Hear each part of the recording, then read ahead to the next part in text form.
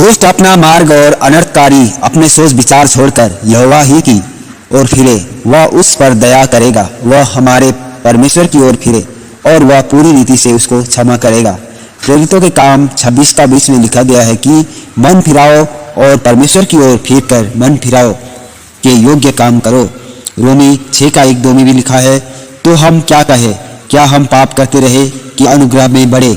ऐसा कदापि ना हो। हम जो पाप के लिए मर गए फिर उसमें कैसे जीवन बिताए। दूसरी कुरिन्थी 7 का 10, क्योंकि परमेश्वर भक्ति का शोक ऐसा पश्चाताप उत्पन्न करता है जिसका परिणाम उद्धार है और फिर उससे पछताना नहीं पड़ता, परंतु संसारिक शोक मृत्यु उत्पन्न करता है।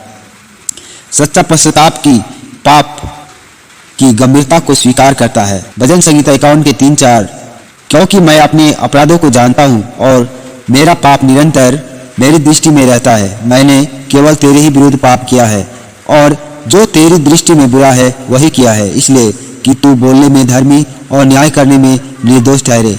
यिर्मयाह 3 का 13 में भी लिखा है, केवल अपना अधर्म मान लो कि तुम अपने परमेश्वर यहोवा से फिर गए और सब हरे पेड़ों के तले परदेशियों के पास चले गए और मेरी बात नहीं मानी। यहोवा की यही वाणी है। भजन संहिता 32 का 5 में भी लिखा है, मैंने अपना पाप तेरे सामने मान लिया और अपना अधर्म न छिपाया। मैंने कहा, मैं यहोवा के सामने अपने अपराधों को मान लूंगा, तब तूने मेरे अधर्म और पाप को क्षमा कर दिया।